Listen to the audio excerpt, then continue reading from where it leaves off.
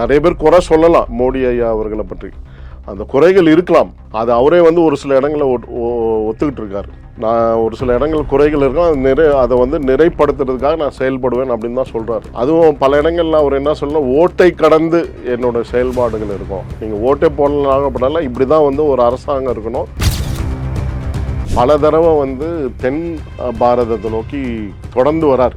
அவருக்கு இந்த மக்கள் ஓட்டு அழிக்கலனாலும் அவர் வந்து இந்த பூமியினுடைய புண்ணியத்தை வந்து பெறணும் அப்படின்ற எண்ணத்தோடு வரார். அது எதற்காக அந்த புண்ணியத்தை பெறணும்னா, நல்லாட்சி கொடுக்கணும், மக்கள் வந்து சிறப்பாக இருக்கணும்.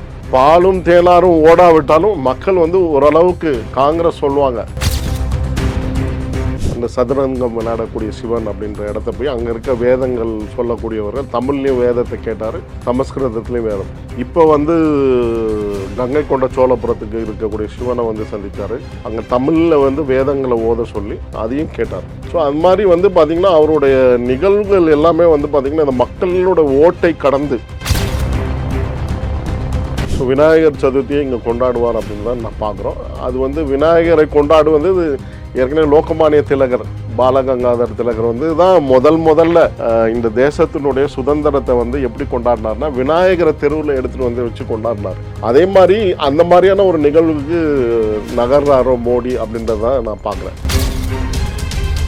அவர் சொன்ன திருக்குறள் வந்து கிட்டத்தட்ட பல மொழிகளில் 32 நாடுகளோட மொழிகளில் வந்து அது படிக்கப்பட்டது. அவர் ஒவ்வொரு முறையும் திருக்குறள் சொல்கிறது. ஆகையினால இந்த நிகழ்வும் வந்து ஒரு பிரம்மாண்டத்தை உருவாக்கும் தான் நான் பார்க்குறேன். ஆல்ரெடி வந்து மோடி அவர்களுடைய இந்த கங்கை கொண்ட சோழபுரம் நிகழ்வு வந்து உலகளவிய அளவில் வந்து பார்த்திங்கன்னா பெருவாரியான மக்கள் வந்து பார்த்துருக்குறாங்க, உன்னிப்பாக கவனிச்சிருக்கிறாங்க.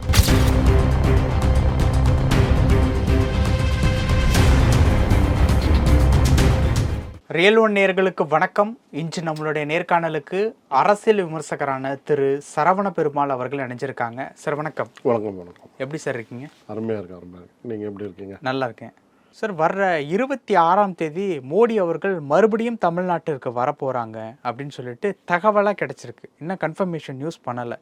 இப்போதற்கு வந்திருக்கக்கூடிய அந்த தகவல் படி பார்த்தோம் அப்படின்னா திருவண்ணாமலை கோயில், சிதம்பரம் கோவில், இந்த மாதிரியான கோயில்களுக்கு வழிபடுவதற்காக வராரு அப்படின்னு சொல்லிட்டு தகவல் வந்து கிடைச்சிருக்கு. இதில் என்ன ஒரு கேள்வி அப்படின்னா, வரக்கூடிய அந்த ஒரு நாள் அப்படிங்கிறது, அதற்கு முதல் நாள் 25ஆம் தேதி விஜயனுடைய மதுரை மாநாடு, தமிழக வெற்றி கழகத்தினுடைய மதுரை மாநாடு வந்து நடக்குது. வந்ததன் பிறகு அடுத்த நாள் வந்து விநாயகர் சதுர்த்தி. ஸோ இந்த ஒரு நிகழ்வு ஒரு பிளான் பண்ணி வரக்கூடிய ஒரு நிகழ்வாக பார்க்கலாமா, இல்லை கோஇன்சிடென்ட்டா? அதாவது நாம் மக்கள் அனைவருக்கும் வந்து, அதாவது அவர்கள், நான் பொதுவாக இந்த அரசியல் களத்தில் இருக்கிறது காரணமே வந்து பார்த்திங்கன்னா மக்கள் வெற்றி, அதுதான் வந்து உண்மையான ஜனநாயகம். நானே வந்து 2 முறை சுயேட்சையாக போட்டிகிட்ருக்கேன். மக்களுடைய பெரம்பூர் தொகுதியில் கவுன்சிலராகவும் போட்டியிருக்கேன், 36 வார்டில்.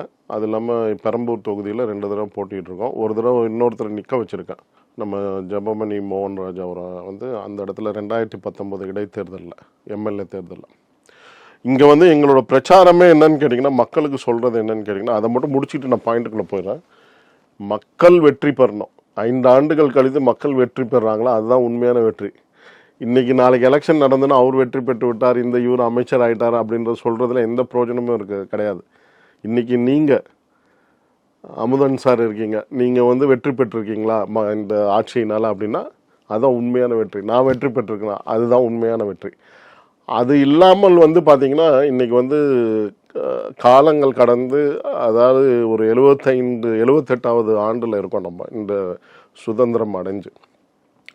அந்த வெற்றியை நிலைநாட்டணும் அப்படின்றதுக்காக தான் நரேந்திர மோடி ஐயா அவர்கள் வந்து அவரை வந்து பிரதமர் மந்திரி கேண்டிடேட்டாக அனௌன்ஸ் பண்ணதுலேருந்து அந்த நோக்கி தான் பயணம் பண்ணுறார். எந்த ஒரு நிகழ்வாக இருந்தாலும் பார்த்தீங்கன்னா அது உன்னிப்பாக கவனிக்கிறவங்களுக்கு தான் தெரியும். நிறைய பேர் குறை சொல்லலாம் மோடி ஐயா அவர்களை பற்றி, அந்த குறைகள் இருக்கலாம். அது அவரே வந்து ஒரு சில இடங்களில் ஒத்துக்கிட்டு இருக்கார். நான் ஒரு சில இடங்கள் குறைகள் இருக்கும், அதை வந்து நிறைப்படுத்துறதுக்காக நான் செயல்படுவேன் அப்படின்னு தான் சொல்கிறாரு. அதுவும் பல இடங்களில் அவர் என்ன சொல்லணும், ஓட்டை கடந்து என்னோட செயல்பாடுகள் இருக்கும். நீங்கள் ஓட்டை போடலாம் இப்படி தான் வந்து ஒரு அரசாங்கம் இருக்கணும், இப்படி தான் ஒரு நிர்வாகம் நடக்கணும் அப்படின்ற செயல்பாட்டை தான் அவர் முன்னோக்கி போய் கொண்டிருக்கிறார். அவரோட செயல்பாடு எல்லாமே வந்து பார்த்திங்கன்னா அதாவது நம்மளுடைய பாரத தேசத்தினுடைய பாரம்பரியத்தில் வந்து பார்த்திங்கன்னா ஒரு ஐதீகமான விஷயம் இன்னைக்கு கூட இருக்குது. நீங்கள் யாரை தமிழ்நாட்டில் எங்கே வேணால் போய் கேட்கலாம். தெற்கு பா அதாவது ஒரு மனை இருக்குன்னு வச்சுக்கோங்க. அந்த மனையினுடைய தெற்கில் இருக்கக்கூடிய வேப்ப மரத்தை வந்து தெய்வமாக கும்பிடுவாங்க. ஏன்னா அதன் மீது வந்து பார்வதி இருப்பதாக ஐதீகம். நான் ஒரு பாரம்பரியமான ஐதீகத்தை, நீங்கள் மதத்தை சார்ந்த பிரச்சனையை இதை சொல்ல, அவர்கள் நம்பக்கூடிய விஷயங்கள். சிவன் வந்து கைலாசத்தில் இருக்கிறார். அந்த கைலாசத்திலிருந்து தெற்கு நோக்கி பார்த்து கொண்டு இருக்கிறார் அப்படின்றது தான் ஐதீகம். அந்த வேப்ப மரத்து மேலே அந்த பார்வதி அம்மன் இருப்பதாக நினைவூட்டுகிறார். அதே வழித்தடத்தில் தான் வந்து மோடி அவர்கள் பல தடவை வந்து தென் பாரதத்தை நோக்கி தொடர்ந்து வரார். அவருக்கு இந்த மக்கள் ஓட்டு அழிக்கலனாலும் அவர் வந்து இந்த பூமியினுடைய புண்ணியத்தை வந்து பெறணும் அப்படின்ற எண்ணத்தோடு வரார். அது எதற்காக அந்த புண்ணியத்தை பெறணும்னா, நல்லாட்சி கொடுக்கணும், மக்கள் வந்து சிறப்பாக இருக்கணும். பாலும் தேனாரும் ஓடாவிட்டாலும் மக்கள் வந்து ஓரளவுக்கு காங்கிரஸ் சொல்லுவாங்க. அவங்களுடைய ஒவ்வொரு தேர்தல்லையும் வந்து பார்த்திங்கன்னா 2009, 2004 இந்த தேர்தல்லாம் உடுக்க உடை, உண்ண உணவு, இருக்க இடம், குடிக்க சுகாதாரமாக நல்ல வேலை வாய்ப்பு, இதெல்லாம் செஞ்சு கொடுத்துருக்காங்களா அப்படின்னு பார்த்தீங்கன்னா கிடையாது. ஆனால் நரேந்திர மோடி அவர்கள் ஆட்சியில் இதெல்லாம் வந்து நிறைவேற்றிட்டு வராங்க.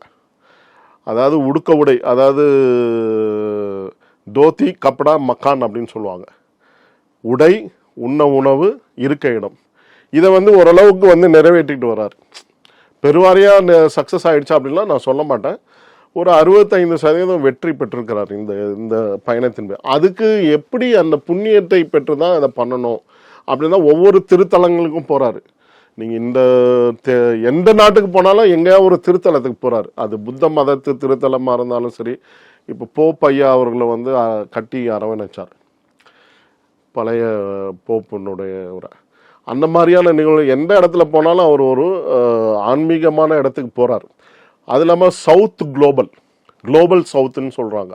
அந்த கான்செப்டே வந்து தென் துருவத்தில் தான் பவர் இருக்குது அப்படின்றது தான் வந்து வழிகோல் காட்டி எந்த இடத்துலையும் வெளிநாடுகளில் போகும்போது G7 மாநாடாக இருந்தாலும் சரி, அது பிரிக்ஸ் மாநாடாக இருந்தாலும் சரி, அங்கே வந்து குளோபல் சவுத் அப்படின்றத குறிக்கிறார். அதே மாதிரி தான் தமிழ்நாடு என்னோட பயணம். நீங்கள் தொட்டு பார்க்கலாம். நம்ம மகாபலிபுரத்தில் தான் வந்து சீனாவினுடைய அதிபர் உன்னோட சந்திப்பு நடந்தது. 2-3 நாள் இங்கே இருந்தாங்க. நீங்கள் நல்லா பார்த்துருக்காங்க. அந்த சில்க் ரூட்டை மறுபடியும் ஃபார்ம் பண்ணோம். அந்த காலத்தில் இருந்த சோழர்கள், இங்கே இருக்கக்கூடிய தமிழகத்தை ஆண்ட மன்னர்களுடைய அந்த சில்க் ரூட், அந்த வழித்தடத்தை, கப்பல் தடத்தை புதுப்பிக்கணும் அப்படின்றத பேச்சுவார்த்தை நடத்தினாங்க. அது சவுத்தில் தான் நடந்தது. அதனால வந்து அது நீங்கள் செஸ் போட்டியாக இருந்தாலும் சரி பார்த்தீங்கன்னா, அந்த சதுரங்க சிவன் அப்படின்னு அந்த கோயிலினோட பிரசித்தத்தை போய் பார்த்தாரு. அந்த சதுரங்கம் விளையாடக்கூடிய சிவன் அப்படின்ற இடத்த போய் அங்கே இருக்க வேதங்கள் சொல்லக்கூடியவர்கள் தமிழ்லேயும் வேதத்தை கேட்டார், சமஸ்கிருதத்துலேயும் வேதம். இப்போ வந்து கங்கை கொண்ட சோழபுரத்துக்கு இருக்கக்கூடிய சிவனை வந்து சந்தித்தார். அங்கே தமிழில் வந்து வேதங்களை ஓத சொல்லி அதையும் கேட்டார். ஸோ அது மாதிரி வந்து பார்த்திங்கன்னா அவருடைய நிகழ்வுகள் எல்லாமே வந்து பார்த்திங்கன்னா இந்த மக்களோட ஓட்டை கடந்து ஒவ்வொரு நகர்வும் வந்து பார்த்திங்கன்னா இன்றைக்கி வந்து கங்கை கொண்ட சோழபுரத்துக்கு வந்து போனதுக்கு பிறகு ஆப்ரேஷன் மகாதேவ், அந்த மகாதேவில் இருக்கக்கூடிய அந்த 3 தீவிரவாதிகளை வந்து சுட்டு கொண்டிருக்கிறாங்க. எல்லாமே ஒரு நகர்வை நோக்கி தான் அவர் வந்து கொண்டு போகிறார். இந்த தேசத்தை வந்து அவர் சொன்ன மாதிரி 2047 அந்த வருடத்தில் இது ஒரு பிரம்மாண்டமான நாடு. எப்படி வந்து தலை தோங்கியதோ கரிகால சோழன் போன்றவர்கள் ஆட்சி செய்தார்களோ, எப்படி வந்து ராஜேந்திர சோழன், அதே மாதிரி கங்கை கொண்ட சோழன் இவர்கள்லாம் ஆட்சி செய்தார், அதனுடைய பிரமிப்பை உருவாக்க வேண்டும் இந்த நாட்டில் அப்படின்றதில் எப்படி சத்ரபதி சிவாஜி மகாராஜ் ஒவ்வொரு இடங்களும் ஒவ்வொரு குறிப்பிட்ட ராஜாக்கள் வந்து தங்களோட ஒரு பிரசித்தத்தை வந்து உருவாக்கியிருக்காங்க குளோபலாக. அது ஹிஸ்டாரிக்கலாகவும் ரெக்கார்ட்ஸ் இருக்குது. அந்த ஹிஸ்டாரிக்கல் ரெக்கார்ட்ஸ்லாம் வச்சுக்கிட்டு இவர் செயல்படுறார். ஸோ ஆகையினால இந்த வருகை 25, 26, 27 நிகழ்வு நீங்கள் சொன்ன மாதிரி விஜயனோட மாநாடு 25, 26 வந்து அவர் வந்து மோடி ஐயா அவர்கள் வராரு. 27 வந்து சதுர்த்தி வருது.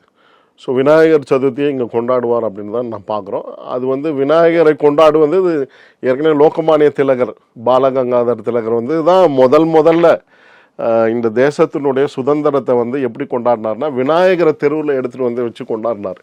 அதே மாதிரி அந்த மாதிரியான ஒரு நிகழ்வுக்கு நகர்றாரோ மோடி அப்படின்றத நான் பார்க்குறேன். பிரிட்டிஷே வந்து பார்த்தீங்கன்னா ஃபாதர் ஆஃப் த நேஷன் சொன்னது வந்து இன்றைக்கும் வந்து ரெக்கார்ட்ஸில் இருக்குது, விக்கிபீடியாவோட ரெக்கார்ட்ஸில் இருக்குது. பிரிட்டிஷ் ரூலர்ஸே லோகமானிய பாலகங்காதர திலகர் தான் ஃபாதர் ஆஃப் த நேஷன் சொல்லியிருக்காங்க. மகாத்மா காந்தியே father of the nation, okay, இல்லைன்னு சொல்லலை. ஆனால் அந்த அளவுக்கு ஒரு தாக்கத்தை உண்டு பண்ணார் லோகமானிய பாலகங்காதர். அந்த சுதந்திரத்தினோட தாக்கத்தை விநாயகரை தெருவில் கொண்டு வந்து வைத்து அந்த மாதிரியான ஒரு நிகழ்வுக்கு நகர்றாரு அப்படின்றத நான் பார்க்குறேன். கூடிய விரைவில் இங்கே வந்து பெரிய மாற்றங்கள், அரசு எலெக்ஷன் வர்றதுனால இங்கே ஒரு பிரம்மாண்டமான கூட்டணி உருவாக்குவதற்கு ஒரு சில சலப்புகள் இருக்கிறது. அதிமுக கூட்டணியில் டிடிவி தினகரன், ஓபிஎஸ், விஜய் இவங்கெல்லாம் ஒருங்கிணைந்து வருவதற்கான வாய்ப்பு இருப்பதாக தான் நான் பார்க்குறேன். ஏற்கனவே வந்து பார்த்திங்கன்னா 2014 தேர்தலில் நீங்கள் ஊடகங்களில் பார்த்துருக்கலாம். ஒரு ஊடகத்தில் வந்து நம்மளோட விஜயும் மோடியும் வந்து சந்திக்கிறத நீங்கள் அந்த நிகழ்வை புரட்டி பார்த்தீங்கன்னா தெரியும். அதெல்லாம் ஏற்கனவே வந்து விஜய் அவர்கள் வந்து ஒரு நெருங்கிய தொடர்பில் பாஜகவினுடைய சித்தாந்தத்தை எதிர்த்தாலும் பட் அவரோட தேசியத்தின் மீது ஒரு பற்றுதல் இருப்பதாக தான் தெரிகிறது விஜய் அவர்களுக்கு. ஆகையினால பாஜகவினோட ஏற்கனவே ஒரு தொடர்பில் இருந்தவர் தான். இந்த கட்சிக்குள்ளே எப்படியும் வரணும், வந்து ஏதாவது ஒன்று செயல்படணும், இல்லை தனித்து இந்த கட்சியை ஆதரிக்கணுன்ற ஒரு நிலைப்பாட்டை எடுத்திருக்கக்கூடிய சூழ்நிலை தான் நரேந்திர மோடி ஐயா அவர்களை வந்து அவர் சந்திக்கிறார் 2014 மோடி ஐயா அவர்கள் வந்து தமிழகத்துக்கு வரும்போது. ஸோ அதனால் இந்த நிகழ்வானது எல்லாமே வந்து பழைய புள்ளிகளை கனெக்ட் பண்ணி வர விஷயங்கள் தான். மோடி அவர்கள் பல முறை செஸ் போட்டிக்கு வந்திருக்காரு, திருச்சியில் இருக்க ஆயுதப்படை தளவாடங்களை வந்து திறந்து வைக்கிறதுக்காரு. அந்த நிகழ்வு அப்போ வந்து அவர் சொன்ன திருக்குறள் வந்து கிட்டத்தட்ட பல மொழிகளில் 32 நாடுகளோட மொழிகளில் வந்து அது படிக்கப்பட்டது. அவர் ஒவ்வொரு முறையும் திருக்குறள் சொல்கிறது.